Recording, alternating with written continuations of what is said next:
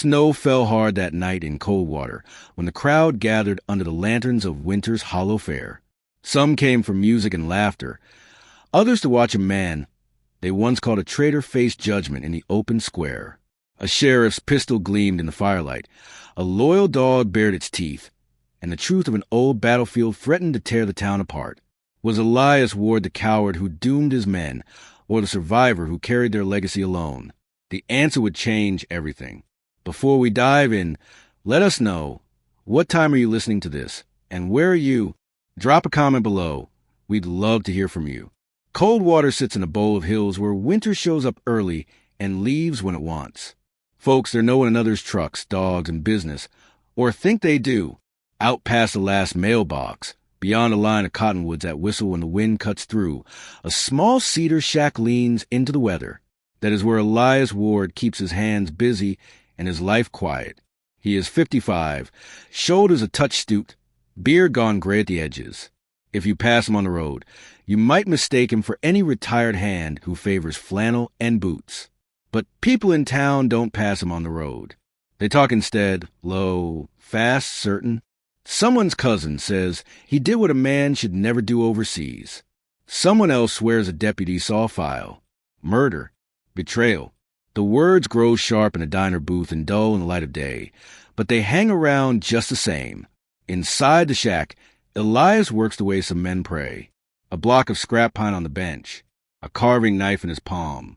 Shavings curl and fall like pale feathers to the floor. He does not sell what he makes. He stacks bears, songbirds, soldiers, and nameless faces on rough shelves and leaves them there, would turn into witness, hidden in the dark. It is his bargain with the past. Keep moving the blade, keep the ghosts at the door. Nights are the hardest. A nail pops in the wall, and his body flinches before his mind can argue. Sometimes the wind slams the eaves and he is back under a different sky, counting breaths and seconds, waiting for the next blast. When that happens, he locks the latch, kills the lantern, and sits on the floor until the tremor leaves his hands.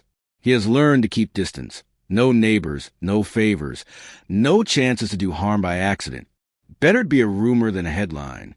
Tonight the fire in the barrel stove runs low, throwing a restless orange. The light crawls across the carvings and turns gouges into scars, knots into eyes. Elias rests the knife and listens.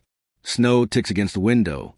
From a battered radio on the shelf comes the crisp voice of the Coldwater station, steady as a metronome. Winter storm warning for the county. Heavy snow, dangerous wind chills, travel not advised. He reaches to raise the volume, and something inside him answers.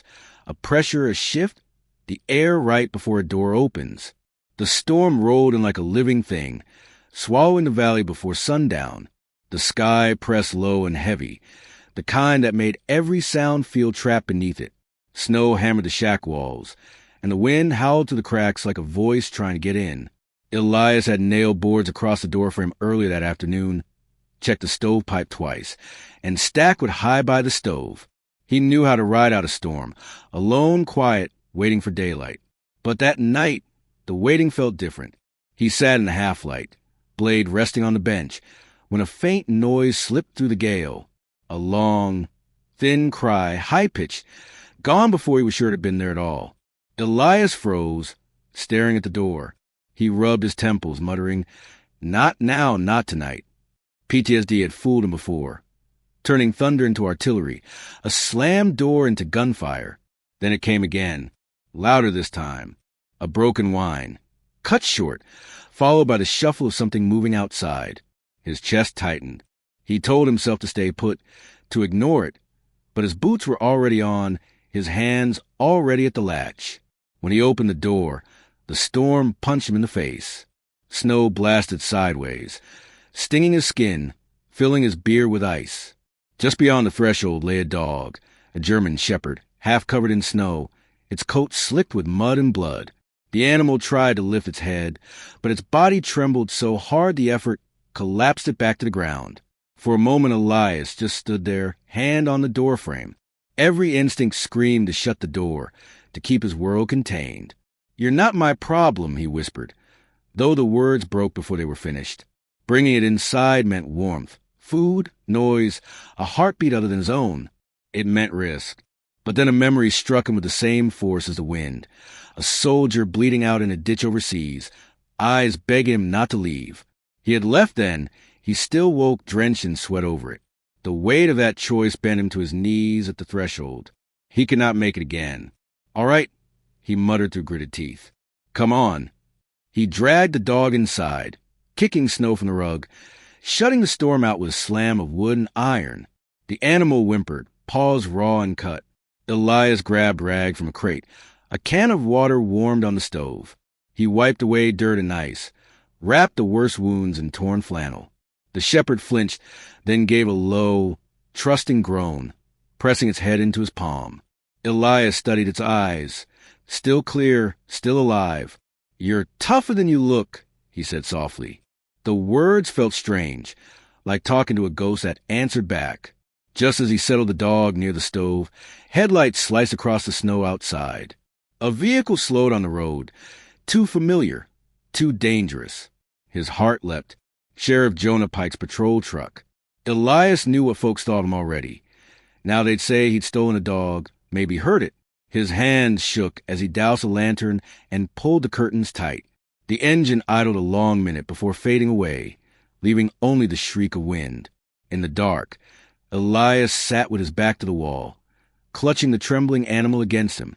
He felt the dog's ribs rise and fall, quicker than his own, the warmth of its body seeping into him. For years he had kept his world narrowed to silence and wood and fire.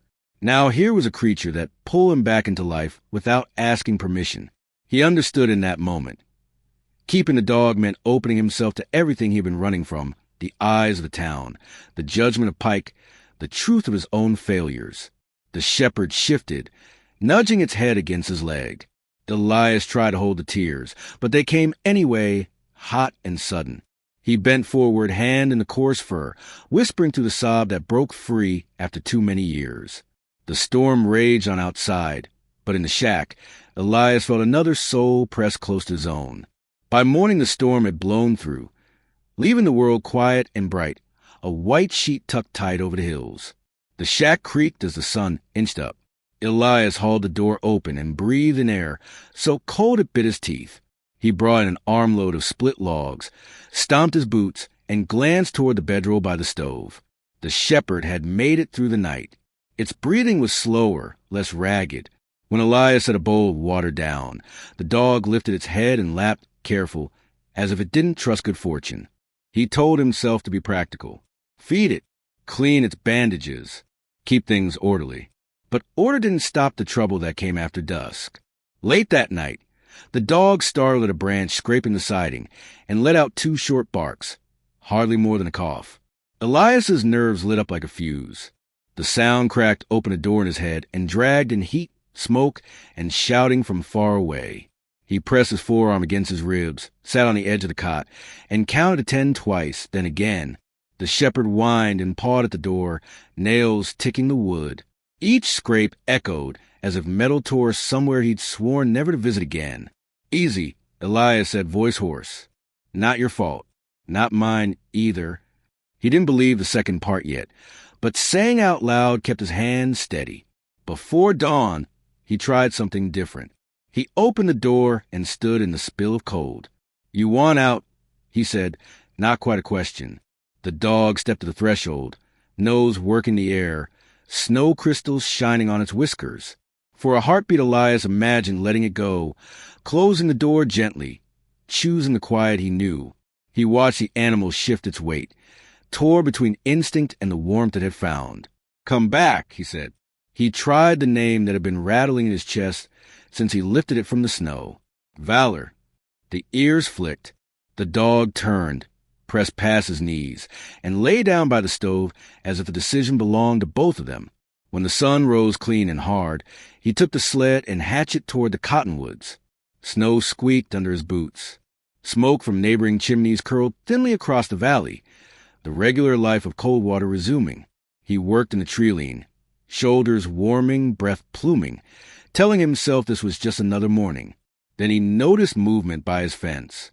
A little girl in a wool hat stood on tiptoe, fingers hooked in the wire, eyes wide as a winter sky. She couldn't have been more than 9. He'd seen her from a distance before, trailing other kids toward the pond, always laughing too loud. He lifted a hand, unsure what to do with it. "You're not supposed to be out here," he said finally. She tipped her head, studying him like a bird considering a crumb. "You live in that little house." "Seems that way." "What's your name?" He weighed silence against manners and chose the softer of the two. "Elias." "I'm Marlowe," she said, as if they were neighbors who'd been meaning to meet. Her gaze slid past him to the open door of the shack. The shepherd had followed him out and now stood behind his legs, tail slow, bandaged paw lifted. Marlowe's face lit up. "You've got a dog." "Temporary," Elias said too quickly.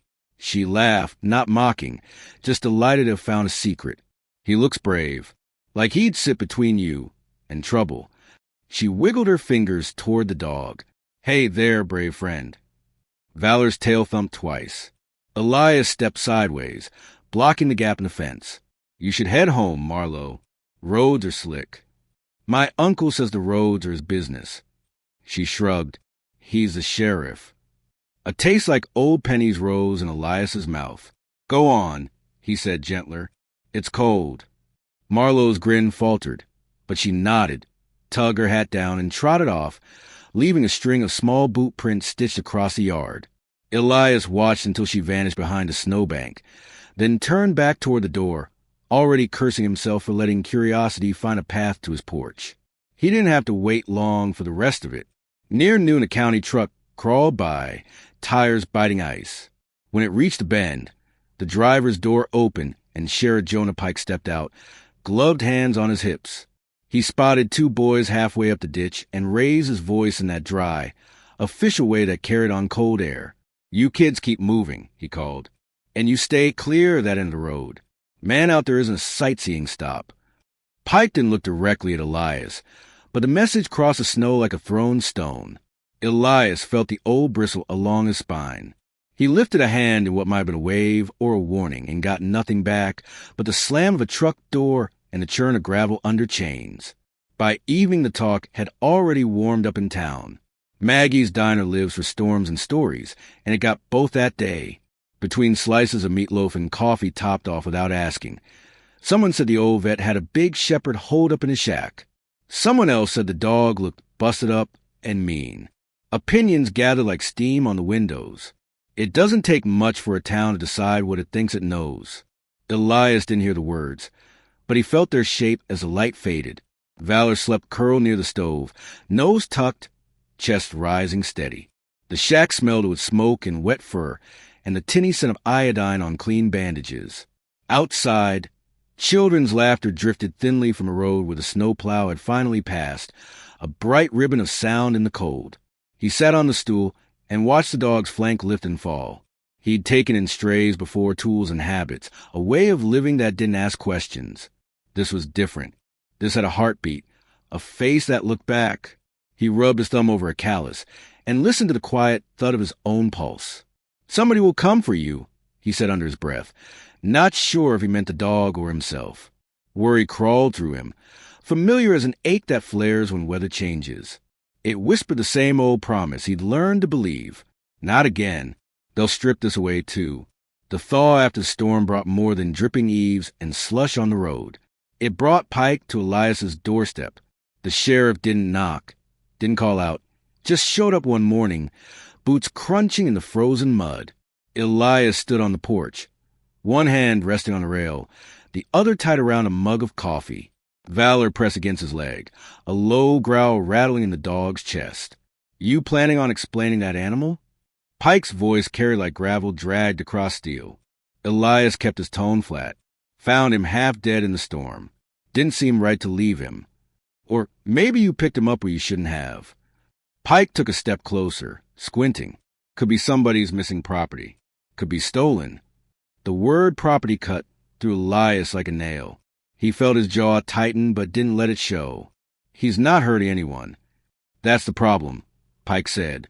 "Nobody knows what you're doing out here. You keep to yourself, fine, but you start collecting strays, start keeping animals that might belong to the county or the state. Folks start wondering what else you're hiding. The exchange ended with Pike promising to look into it. Elias knew better. That meant the whole town would hear by supper time. Later that week, Elias hitched up his coat and went into town for flour, kerosene, coffee grounds. The second he pushed open the door of Maggie's diner, he felt it. Heads turning, conversation dropping low.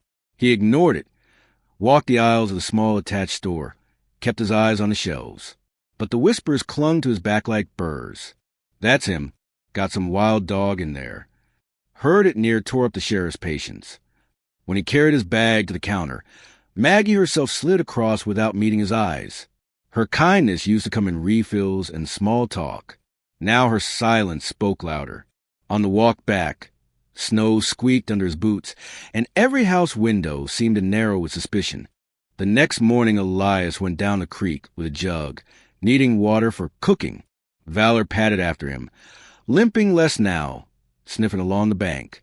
The water ran dark beneath a glaze of ice.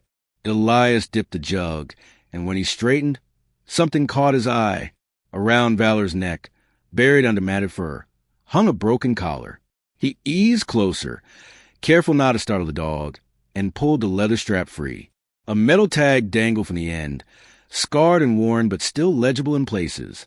He wiped it clean with his thumb, heart thudding as letters emerged. K9 Unit Helena. He stared at it a long time, cold seeping through his gloves. A police dog. Trained, owned, accounted for by someone. Which meant someone might be looking. Which meant the dog by his side wasn't just a stray. It was a thread tied to law and order, to questions Elias didn't want asked. Valor, he said softly, trying to name again. The dog wagged its tail once, proud, as if agreeing to carry it. Elias felt pride too, but it burned with fear underneath. If Pike discovered this tag, if anyone realized what the dog was, they'd take him away. And Elias wasn't ready for that. That afternoon, Marlowe slipped along the fence line again. She had a bundle in her hands, cheeks red from the cold. When Elias came outside, she grinned wide and held it out. Made this for him, she said. It was a scarf, clumsy knitting, bright blue wool. Elias frowned. You shouldn't be here. She tugged the scarf around her own neck to show him. It'll keep him warm. Please. He wanted to send her off, but Valor wagged his tail and leaned toward her. Elias sighed, took the scarf, wrapped it gently around the dog's neck. You can't tell anybody, he said, his voice firm. Not about him. Not about this place. She nodded solemnly, as if he'd just let her in on a sacred oath. Then she skipped back down the road, leaving him with a warmth he didn't want to admit. By evening, that warmth cooled. Pike had caught wind of Marlowe's visits. Word reached Elias that the sheriff had barked at her parents in town, demanding they keep the girl away from that shack and the man who lives there. Pike wasn't just suspicious now. He was angry, determined. Night settled deep. Elias fed Valor, stoked the fire, tried to settle his nerves. Then he heard it. The crunch of tires on frozen gravel, the low rumble of an engine pulling up outside. Headlights swept across the window frame. His chest clenched. A car door slammed. Boots in the snow. The beam of a flashlight cut through the cracks in the curtain, slid across the wall. Valor stiffened, ears high, a growl starting in his throat. Elias's hand found a carving knife on the bench, fingers wrapping tight. He stood in the half-light, dog at his side, as Pike's shadow moved outside the shack. The night pressed close, silence sharp except for the growl of the animal and the pounding of Elias's own heart. The knock came at first light, sharp and heavy, no hesitation in it. Elias had just set the kettle on the stove when Valor stiffened, ears high. The dog let out a single bark, deep in warning. Elias's stomach tightened. He knew who it was before he reached the door. Ward. Pike's voice carried through the boards. Open up. Need to have a look at that animal you're keeping. Elias stood still, one hand on the latch. He could feel the weight of the sheriff's tone, not a request but an order dressed up as one. He drew a long breath, forcing calm into his voice. Not gonna happen, Pike. Boots crunched outside, pacing. Then the sheriff's voice closer now. K9 doesn't just show up in a snowstorm. You're hiding something that's not yours to hide. Elias felt heat climb up his neck. He glanced at Valor, who pressed against his thigh, growling low. "He doesn't belong to you either," Elias called back. "If you cared so much, you wouldn't have left him out there to die." The silence that followed was sharp enough to cut. Then Pike's laugh, short, cold. "You think you can hold up forever? You won't get away with this." The crunch of boots retreated, then the slam of a truck door, and the engine rolled down the road. Elias leaned against the wall, hand flat to the wood, heart pounding. The echo of Pike's threat hung heavy. He turned toward Valor, who had settled back on the rug but kept his eyes fixed on the door. Elias crouched, rubbing the dog's neck. "What do we do now, huh?" His voice cracked on the last word. He considered the unthinkable, giving Valor up to avoid more trouble. But the idea left a hollow ache in his chest. He couldn't. Not now. Not with the bond already stitched so tight. That afternoon, Marlowe appeared again, slipping to the snow like a shadow, cheeks pink from the cold. She crouched by the fence, eyes bright. "My mama says Uncle Jonah's mad," she whispered, as if the wind might carry her words back to him. "I heard her tell my daddy he'll never forgive you. She said you let his brother die." The words hit Elias harder than Pike's threats. He gripped the fence post, staring down at the girl. "You shouldn't repeat things you hear home," he said quietly, but the tremor in his voice betrayed him. "Run along now." Marlowe tilted her head, confused by his tone. "Is it true?" Elias opened his mouth, then closed it. The truth was a snarl of guilt and memory too raw to hand to a child. "Go on," he said at last, softer. She nodded reluctantly, gave Valor a small wave, and darted back down the lane. When she was gone, Elias felt the ground shift beneath him, old weight pressing on his chest. The past he'd buried under silence was not only alive, it had a name, a face, and it was Sheriff Pike. That night, unable to sit still, Elias dug through a box he hadn't touched in years. The smell of old paper and oil rose up. His hands shook as he pulled free a photograph, corners worn, edges curled. A row of men in fatigues stared out from the picture, young and grim. Among them, Pike's brother, grinned wide, one arm slung around Elias's shoulders. Elias traced the outline of the man's face with a finger. The memory hit like shrapnel. The dirt, the smoke, the orders shouted over gunfire. He saw again the moment of decision, when one life weighed against many. The choice he made still dragged through his sleep, leaving him breathless in the dark. He pressed the photo to his knee, head bowed. Valor shifted closer, laying his muzzle on Elias's boot, steady and silent. The warmth of that touch made Elias's eyes burn. The picture trembled in his hand. Blurring as tears filled his vision. He had kept his distance from everyone, believing it was punishment enough, exile enough. But Pike's hatred showed him exile wasn't just his. It had been forced on both of them. He sat there long into the night, the fire dropping low, the dog's breath slow and even. In his hand, the face of a fallen soldier stared back, demanding answers Elias still didn't know how to give. The second storm didn't creep in the way the first had. It came hard and fast, blackening the sky by mid-afternoon, the kind of front that drops off the mountains and swallows everything below it. By evening, cold water was cut off. Phone lines went down, drifts piled waist-high across the road, and the wind carried a scream that never eased. Folks lit candles and prayed the roofs held. Elias fed the stove again and checked the latch. Valor paced by the door, restless, nose twitching as if he already sensed something off. Elias set a hand on the dog's back, steadying him. "We're staying put," he muttered. "Not tonight." But by the next morning, the storm's fury had turned to fear in town. Word reached him in scraps carried on the wind. Marlowe Green hadn't come home from the little church on the hill. She'd left with friends after evening service. But somewhere along the way, she'd vanished into the wideout. Parents went door to door, frantic.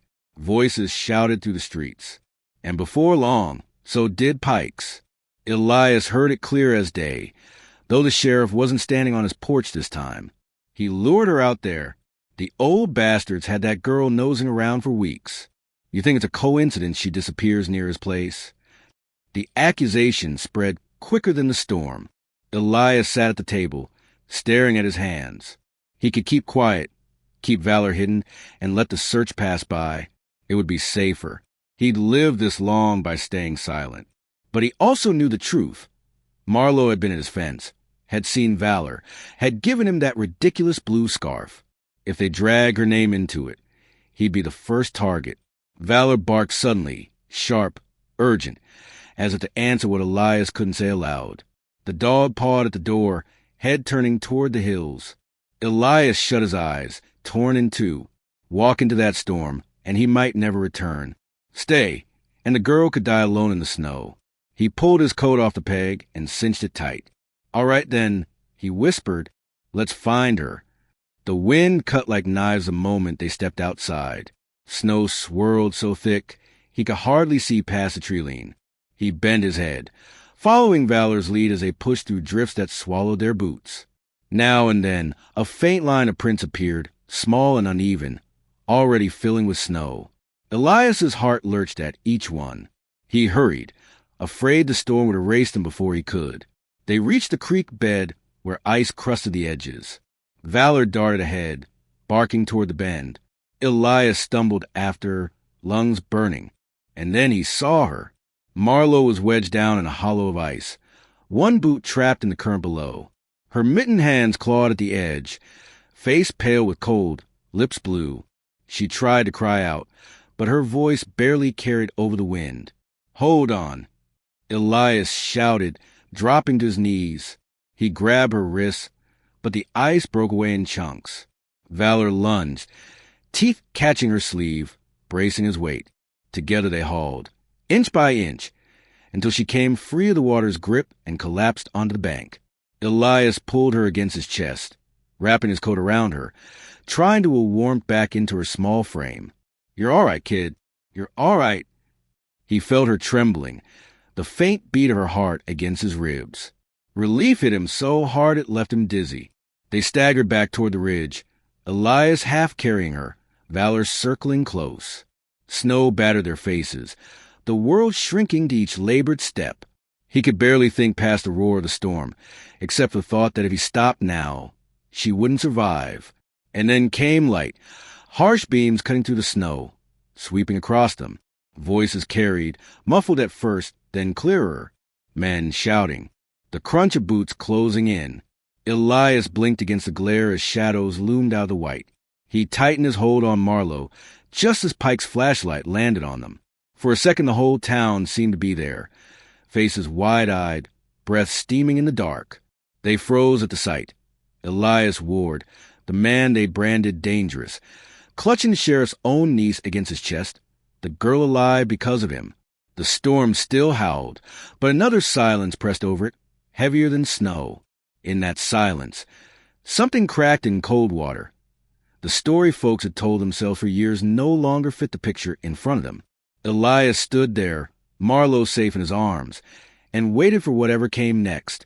The morning after the rescue, Coldwater woke to a different kind of storm, one that stirred in the diner booths and behind curtained windows. Folks whispered in line at the post office, voices uncertain. The old story of Elias Ward being a danger didn't sit as neatly as it once had. Everyone had seen him carry Marlowe out of the snow. Everyone had watched the girl cling to his coat like she trusted him more than the wind itself. Some began to question the tale they'd repeated for years. Maybe we've been wrong about him, Maggie muttered while pouring coffee. But others shook their heads, unwilling to let go of the fear that had defined him for so long. And at the center of it stood Sheriff Pike, jaw tight, refusing to let that single night undo what he believed. He staged it. Pike told anyone who'd listen, the man's no hero. He's covering something. Pike started digging. It wasn't hard for him to track down fragments of Valor's history, an old record pointing back to Helena. A K-9 unit gone missing after scandal hushed up quick. The paperwork was half buried, but Pike pieced enough together to see a picture he liked. A trained police dog, vanishing in disgrace, only to end up in Ward's cabin. To Pike, it was proof. To Elias, it was another weight pressing down. Alone in the cabin, Elias sat with the collar in his hand. The metal tag scratched, but still legible. K-9 unit, Helena. The name burned in him. If he brought it forward, Folks might think he'd stolen the dog, and Pike would make sure the town believed it. But keeping quiet wasn't any better. He'd lived too many years pretending silence was safety.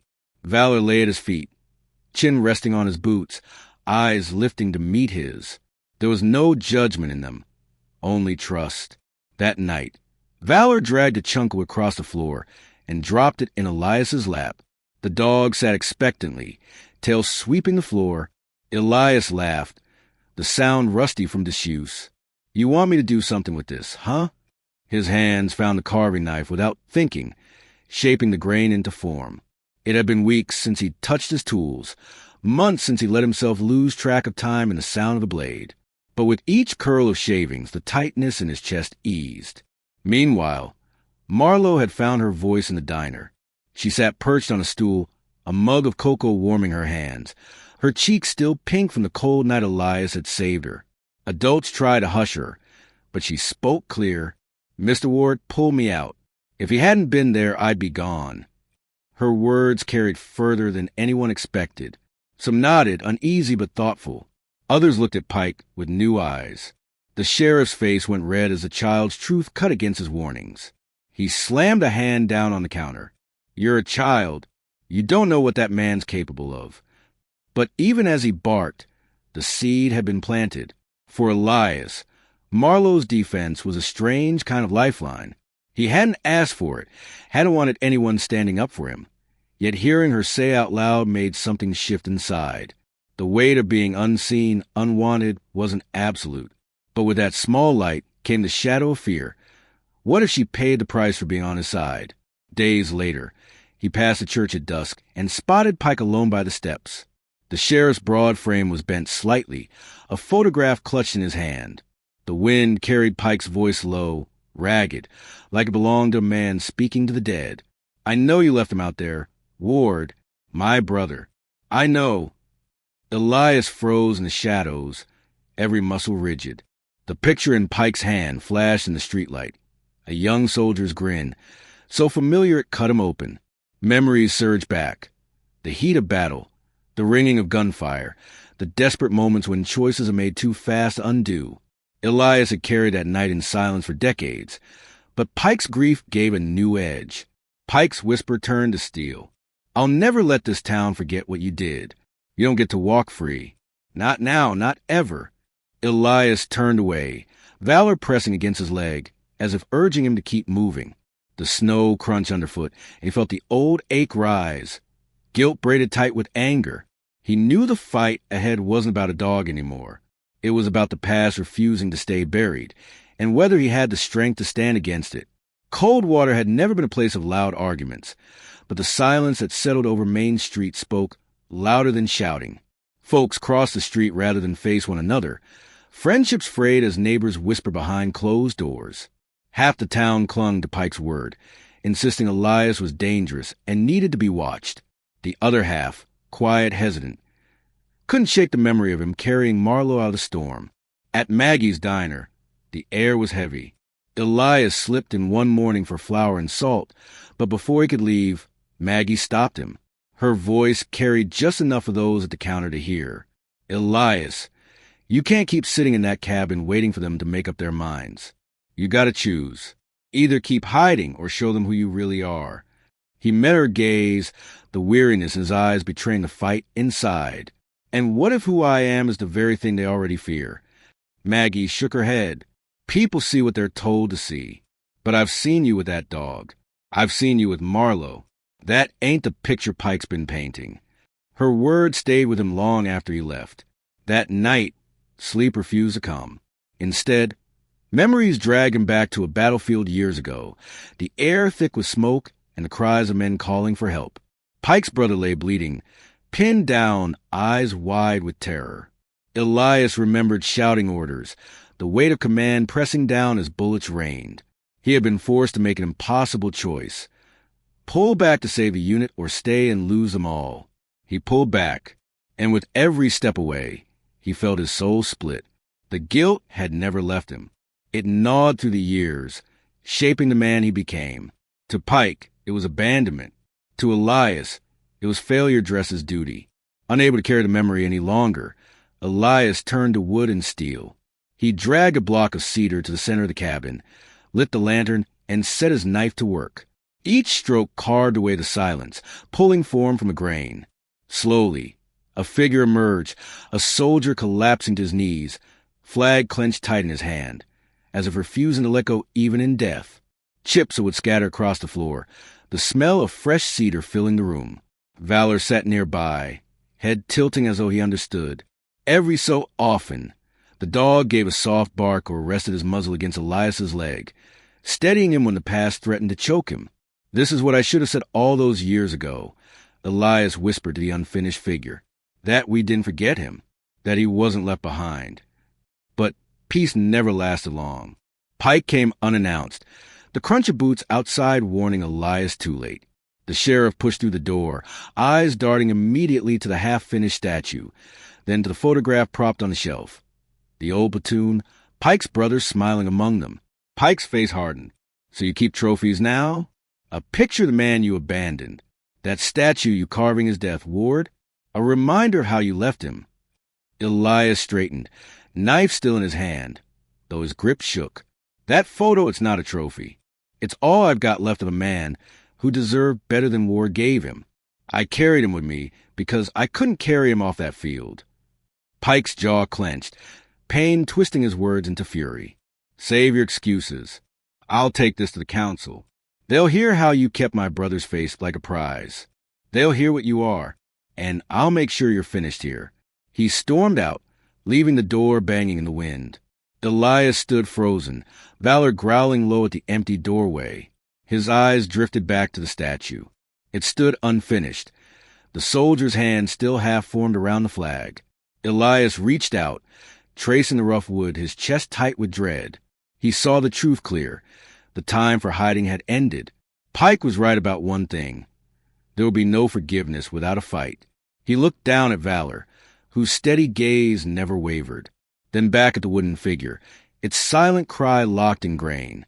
The battle waiting outside wasn't fought with rifles or sandbags, but it was a battle all the same. Elias exhaled, long and shaky. "Looks like we're headed into it, boy," he murmured. "No more running." For days Elias wrestled with the truth he had spent half his life avoiding. If he stayed in the shadows, he would keep his quiet and maybe even his fragile peace. But shadows had a cost. Sooner or later, they would swallow Valor, the only soul who had stood by him without judgment. They would erase the respect he had only just begun to glimpse from Marlowe and a few others. And they would bar forever the chance to stand among people again, not as a ghost, but as a man. The thought of stepping out, truly stepping out, turned his stomach. He saw in his mind the firelight of battlefields, the blood on his hands, the look in Pike's brother's eyes as he ordered to retreat ripped through Elias's throat. Facing the town meant dragging that past out into daylight. It meant giving them the same chance Pike had already taken, to call him traitor. When word came that Pike had called a town meeting, Elias felt the walls of the cabin close in. Maggie stopped by earlier that morning, setting a sack of coffee and biscuits on his table. She didn't linger, but her words did. "They'll be talking about you whether you're there or not. Better to walk in standing than let them spit your name when you're not around to answer." By dusk, the church hall filled with murmurs. Folks crowded wooden benches, coats still dusted with snow, breaths fogging the air. Pike stood tall at the front, his badge catching the lantern light. His voice carried with the force of years in uniform. "We all know what kind of man Elias Ward is. He abandoned my brother in war. Now he hides a stolen dog, a trained K9. That's not loyalty, that's theft. Do you want a man like that living among your children?" A few heads nodded, some muttered in agreement, but others stayed still, uncertainty etched on their faces. Father Thomas rose in the front row, his hands clasped before him. "Sheriff Pike, with respect, the same man you accuse carried your niece out of a storm that would have killed her. I was there when she was brought inside, blue with cold. If that's a monster, then Lord help us, we need more of them." Maggie stood too, wiping her hands on her apron, though she hadn't been cooking. "He eats alone, sure, keeps to himself. But I've seen men broken in ways we can't always understand. You say he's dangerous. I say he's hurting. And there's a difference. The hall erupted in whispers, some in defense, others in doubt. Pike's jaw tightened. He banged his palm against the table. Words won't change what he did.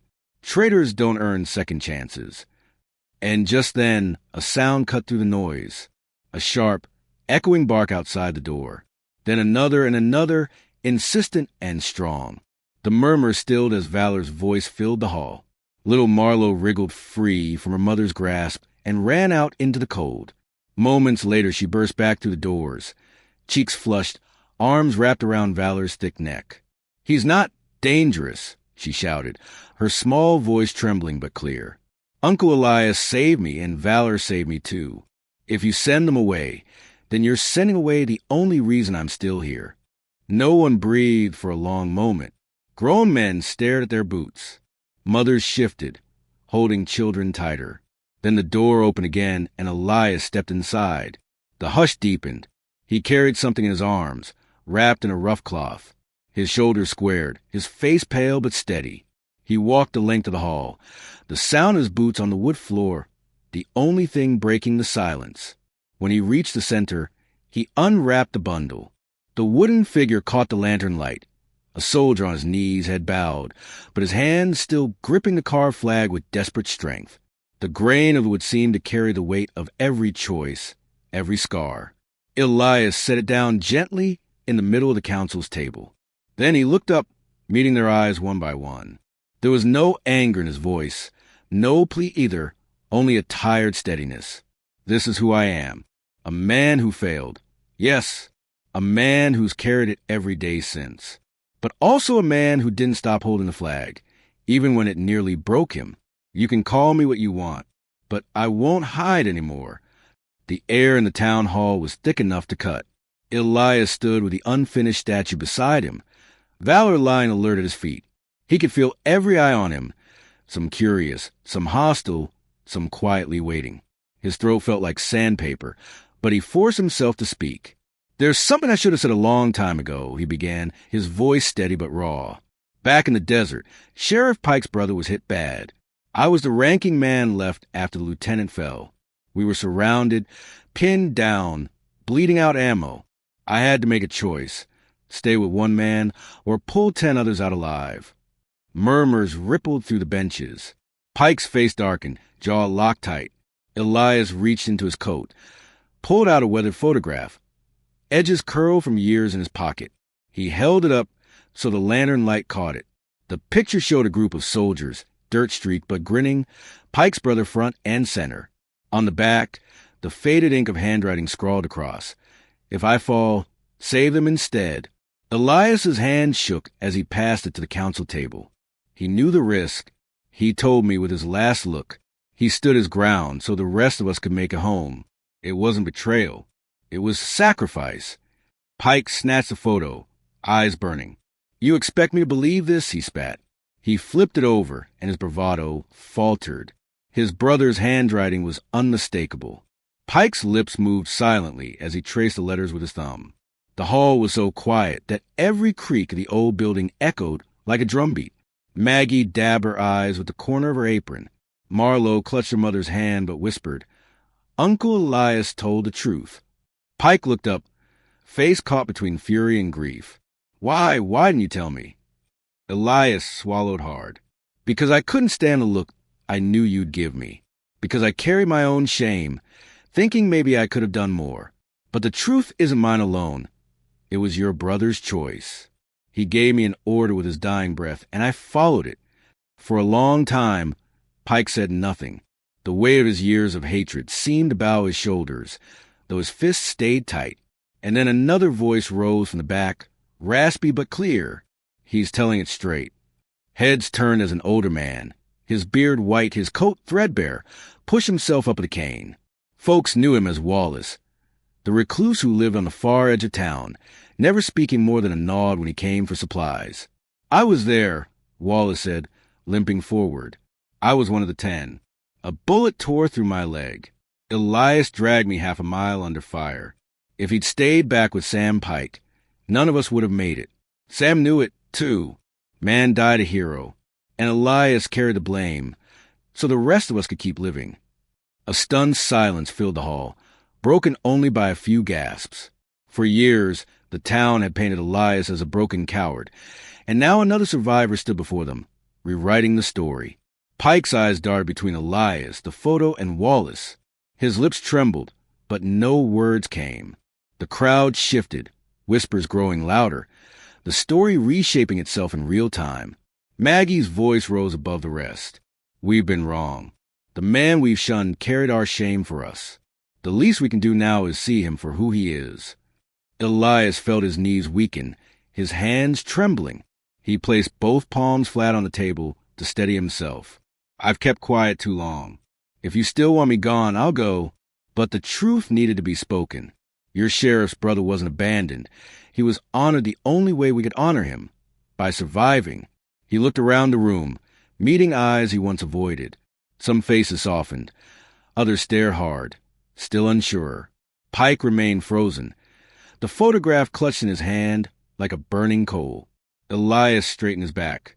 His voice, though quiet, carried to the furthest corner. I can live with exile if I must, but I won't live with lies. In that moment, with Valor's steady presence beside him and the truth laid bare, Elias Ward no longer felt like a man begging for a place to hide. He felt like a soldier once more, willing to lose everything, if it meant the burden of silence was finally lifted. That night after the town meeting, Elias sat on the edge of his narrow cot, with Valor stretched out his feet.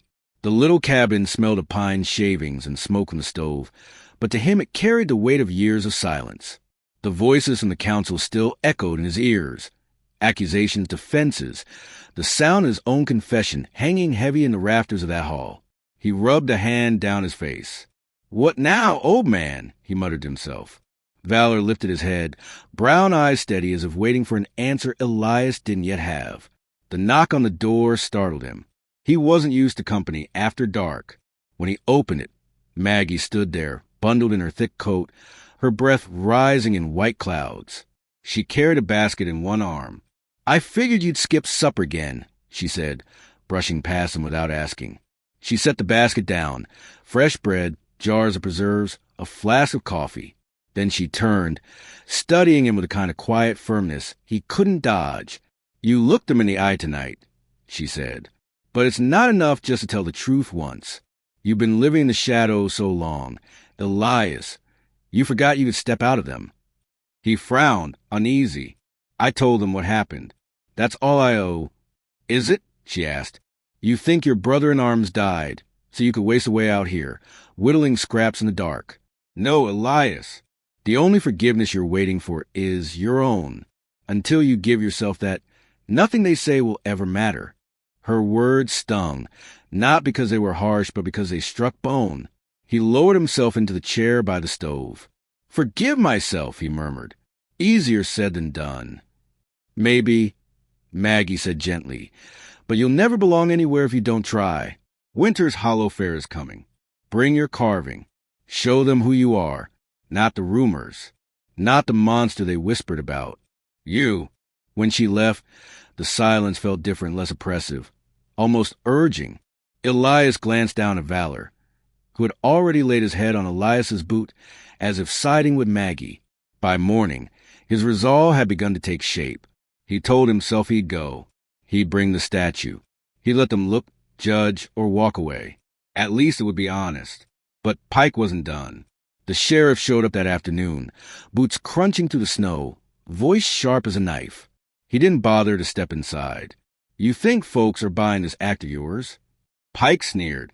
"Dragging your dead out into the open, parading yourself like some redeemed saint? Don't fool yourself. If you show your face at that fair, I'll make sure they see you for the liar you are." Elias said nothing, his jaw set. Valor stood close, a low growl in his throat. Pike smirked at the dog and turned away. "Go on then. I'll be waiting." That night, sleep came like a hammer, and with it came the worst dream yet. He was back in the dust and fire, gunfire rattling like a storm, men shouting, crying out. Sam Pike, blood running dark down his side, staring straight into Elias's eyes. And behind him, the others, their faces twisted not with fear, but with something worse, disappointment. The sound of it was unbearable. Elias bolted upright, drenched in sweat, heart clawing at his ribs. The cabin was quiet, except for the soft crackle of the fire. Valor was there, sitting upright, watching him with unflinching patience. Slowly, the shepherd laid his head on Elias's trembling hand. Elias closed his eyes and whispered, "No more running." When dawn came, he rose with steadiness he hadn't felt in years. He worked through the morning, sanding, chiseling, rubbing oil into the grain until the figure came alive. The soldier knelt, body bowed in defeat, yet the hand still raised the flag high. It wasn't just a carving. It was a confession, a memory, and a promise carved into cedar. By nightfall, the piece was done. Elias studied it one last time in the glow of the lantern. His chest felt lighter, though his hands still shook. He fetched the old sled from behind the cabin, brushed off the snow, and heaved the statue onto it. The weight was heavy, but it felt right, like a burden finally being carried instead of hidden. Valor trotted beside him as he secured the ropes. Elias paused, running a hand along the cold with the carving. "Tomorrow," he said quietly. "We face them tomorrow." The winter's hollow fare lit up Coldwater, like it hadn't been lit in years. Strings of lanterns glowed above the square, casting warm circles of light on the snow. Children's laughter mingled with the sound of fiddles and the sweet smell of roasted chestnuts. Folks huddled in scarves and mittens, stamping their boots to keep warm. It should have been just another fair, the kind the town waited for all year. But that night, all eyes were searching for one man. When Elias finally appeared, leading Valor by his side and pulling the sled with his carving, the noise dwindled to silence. The laughter faded, replaced by the crunch of snow under his boots.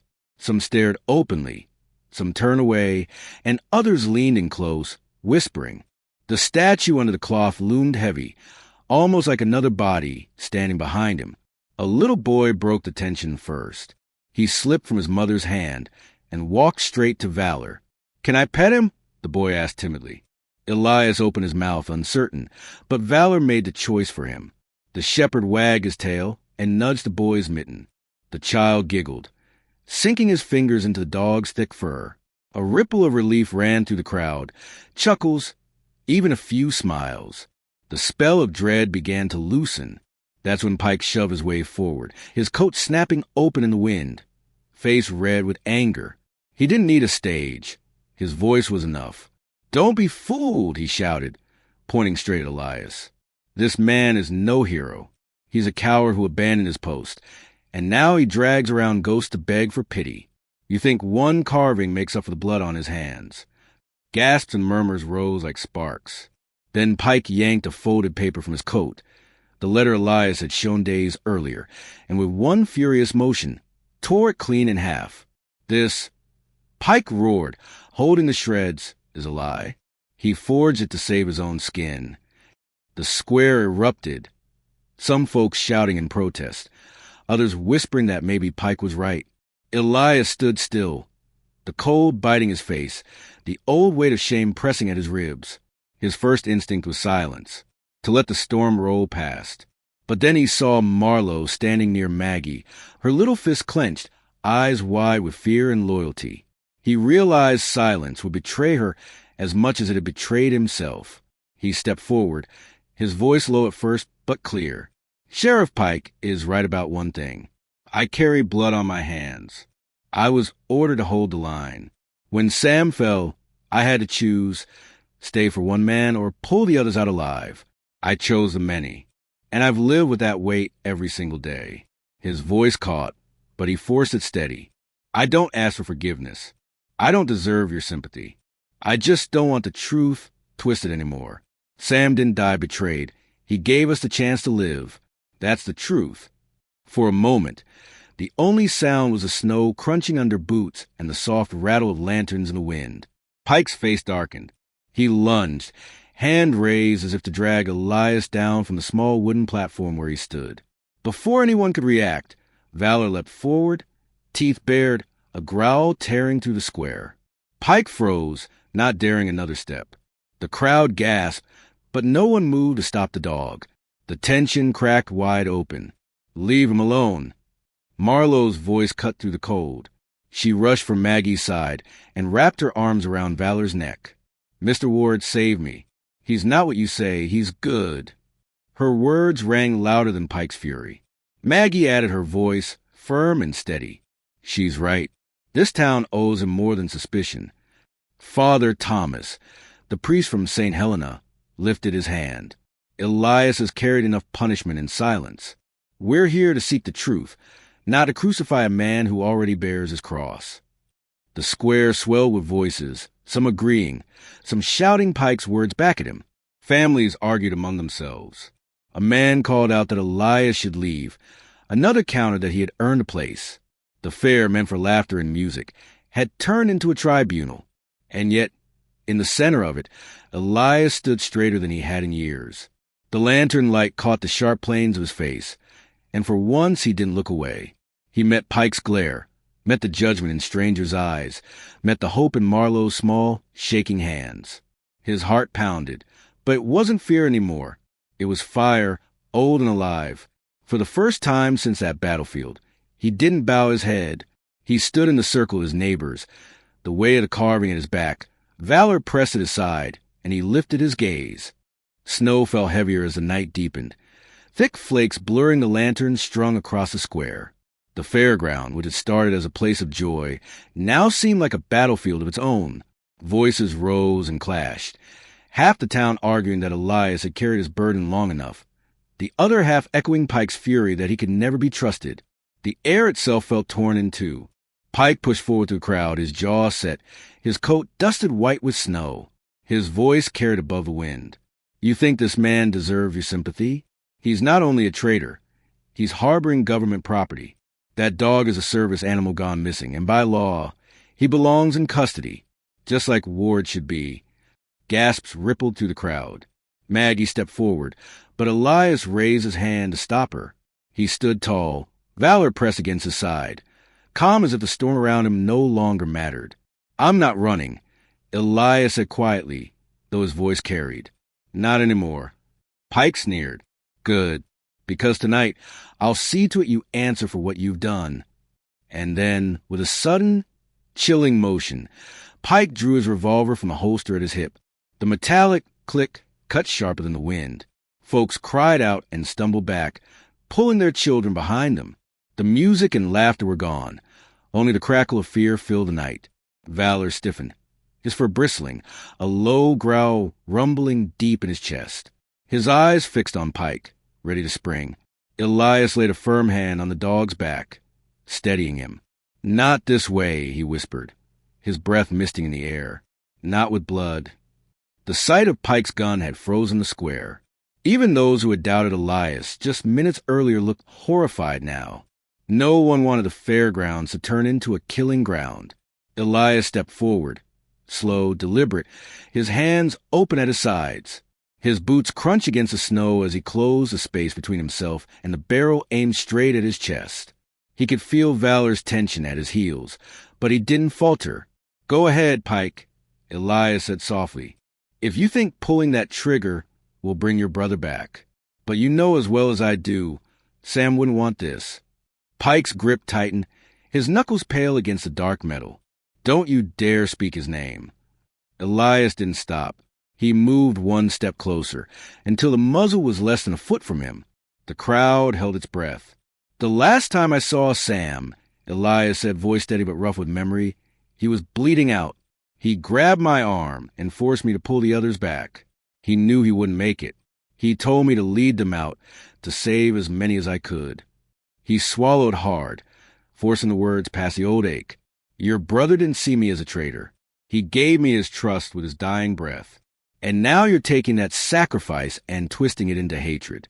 You dishonor him every time you call me a coward." The snow thickened, muting sound, as if the whole world leaned in to listen. Pike's hand shook. The gun wavered, no longer steady. His eyes burned with years of rage. But behind them was something else now, something breaking loose. The silence stretched, long and heavy. Then, slowly, Pike's arm dropped a few inches. His shoulders trembled, his face caught between fury and grief. Around them, no one dared speak. The crowd stood hushed, waiting. The only sound was Valor's low growl fading into a whimper, his head pressed against Elias's side, as if urging him to stay standing. Elias didn't move, didn't flinch. His eyes never left Pike's. The years of shame, of hiding, of burying his truth, all of it had led to this moment. He was done lowering his head. Pike stood frozen, gun halfway lowered, his breath ragged in the cold. The hatred in his eyes hadn't gone, but doubt had slipped in like a crack in stone. The square still glowed with firelight and lanterns, though the snow kept falling thick, catching in people's hair and on their coats. Elias stood in the middle of it, his chest rising and falling as if he'd just run a long distance. Pike's revolver was lowered, but the tension in the air hadn't broken. No one dared move, no one dared breathe. Then Elias bent down to the sled at his side. His gloves brushed snow from the carved figure he had carried here tonight, and with careful hands, he lifted it high enough for the crowd to see. He set it down in front of Pike, with a firelight painted every line of it in warm orange.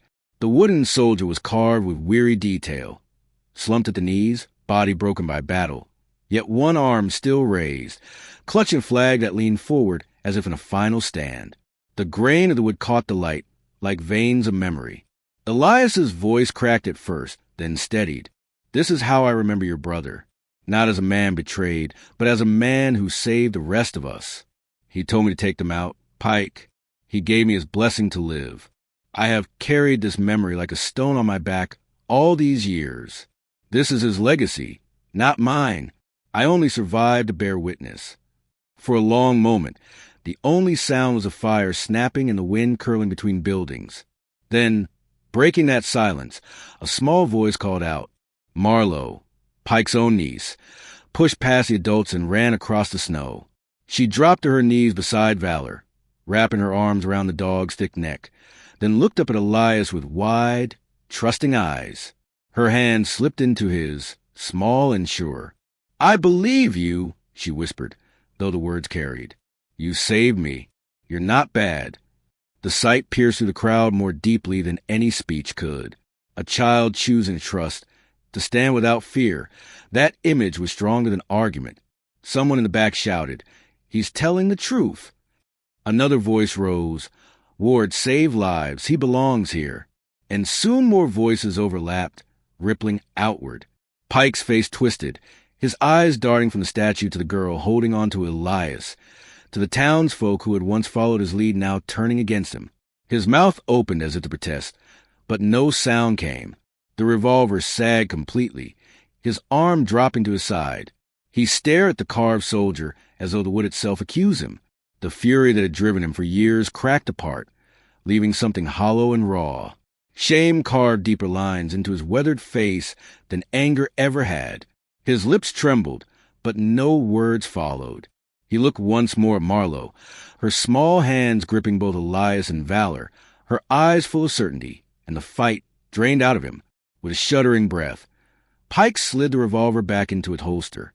He turned, shoulders hunched, his boots dragging through the snow as he walked away from the firelight. The sheriff of Coldwater didn't shout, didn't threaten. He left in silence, carrying his bitterness into the shadows. The crowd parted for him, but didn't follow. Their eyes were on Elias now, on the statue burning in the orange glow, on the soldier who had once been a ghost in the woods, now standing among them with his scars bared. Elias let out a breath he hadn't realized he was holding. His knees felt weak, but he stayed standing, his hands still wrapped around the girl's. Valor pressed close at his side. Applause didn't erupt. There were no cheers, but a quiet murmur of agreement, a wave of nods, a sense that something in the town had shifted. Respect, cautious but real, flickered in their eyes. Elias's chest tightened. This was what belonging felt like, fragile, uncertain, but alive. He had lived in shadows so long he'd forgotten the warmth of a circle of light. Still, as he looked toward the path where Pike had disappeared, a heaviness lingered. Hatred that old didn't vanish overnight. It left echoes. He couldn't be sure if tonight marked an ending or simply a pause. In the days after the winter's hollow fair, Coldwater felt different. The gossip that once cut sharp against Elias's name softened, reshaped into something almost reverent. Where people used to whisper the ghost in the woods or the deserter, Now they said the man who saved Marlowe, or the one who finally told the truth. The change wasn't loud or immediate, but it was steady. It felt like thaw after a long winter.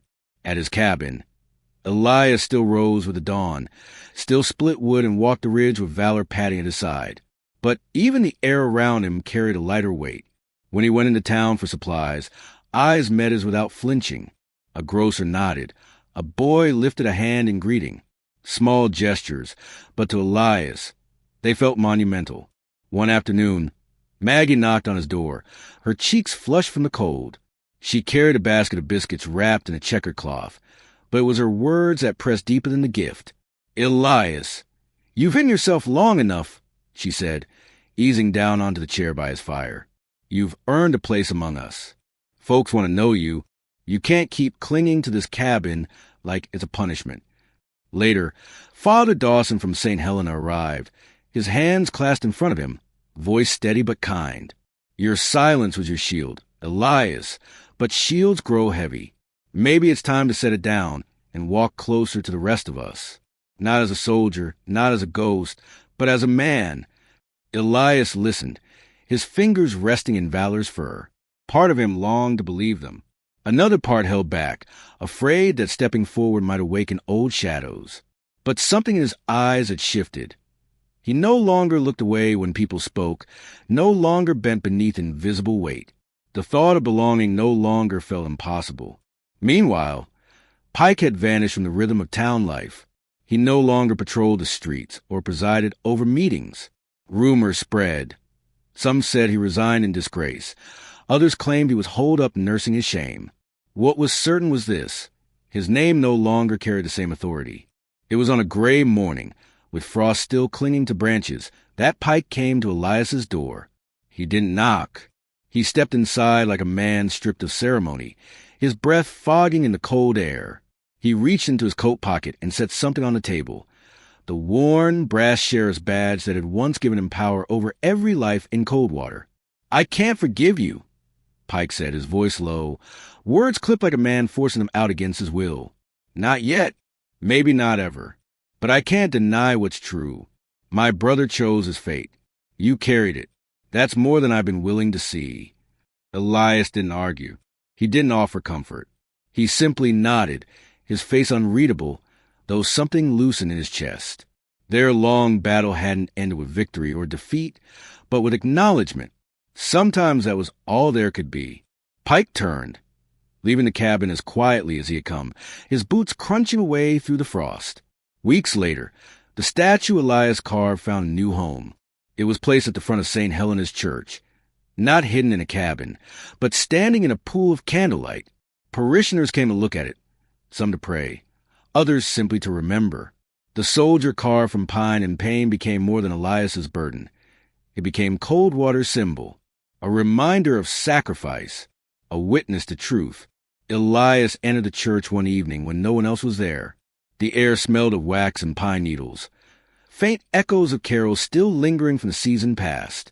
He walked slowly down the aisle, Valor's nails clicking on the stone floor, until he reached the front where the statue stood. He sat in the front pew, the flames of a dozen candles flickering shadows across the soldier's bowed head and raised flag. Elias leaned forward, elbows on his knees, and he let himself be still in a sacred place. His breathing slowed. The memories that once clawed at him, gunfire, blood, the look in Pike's brother's eyes, seemed to quiet in the candlelight. The statue was no longer just his penance. It belonged to everyone now. Elias whispered to himself, barely audible, "It's laid to rest." The next winter came with its own quiet promises. Coldwater was covered in snow again, lanterns swinging from the eaves, laughter carrying across the square as families gathered for the winter's hollow fair. Where once Elias had stepped into this place with fear tugging at every breath. This time he arrived with a steady gait and a small booth of his own.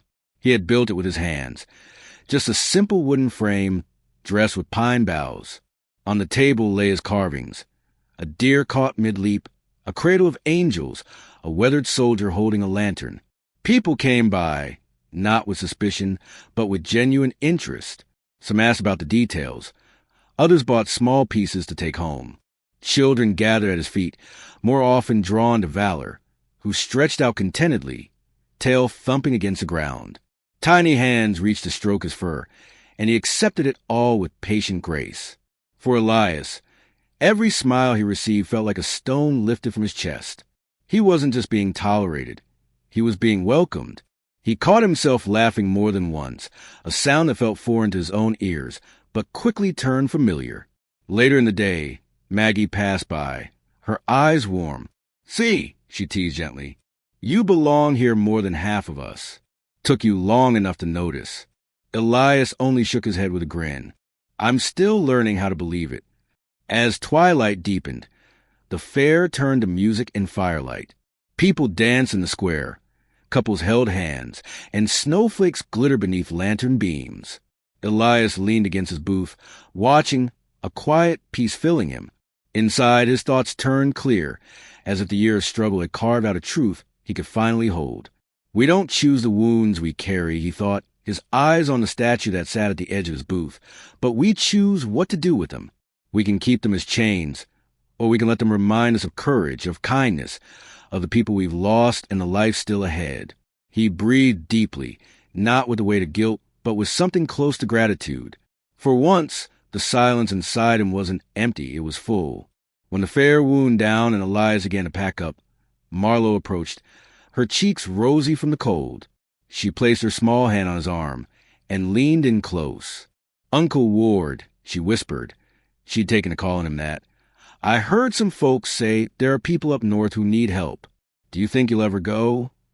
Elias looked at her, then lifted his eyes to the horizon where the mountains rose, white and still against the darkening sky. Valor stood, shook the snow from his coat, and gave a short bark as if echoing the question. Elias didn't answer right away. Instead, he smiled softly, lines easing across his face. That smile said more than words. His road wasn't over, not yet. The square around them glowed with lamplight, music still echoing, laughter spilling into the snowy night. Elias closed his booth and stepped into the flow of townsfolk, Valor at his side, Marlowe skipping just ahead. He didn't feel like an outsider walking on borrowed ground. He was part of it now. The rhythm, the belonging, the story Coldwater would keep telling long after tonight. Above them, snow fell in quiet sheets, turning every lamp and every window into a spark of light. And as Elias disappeared into the crowd, shoulder brushing shoulder with neighbors who now saw him as one of their own, the air carried a feeling that his journey had only just begun. Sometimes the deepest wounds we carry are not on our bodies, but in the silence we hold inside. Elias's journey shows us that healing doesn't come from hiding.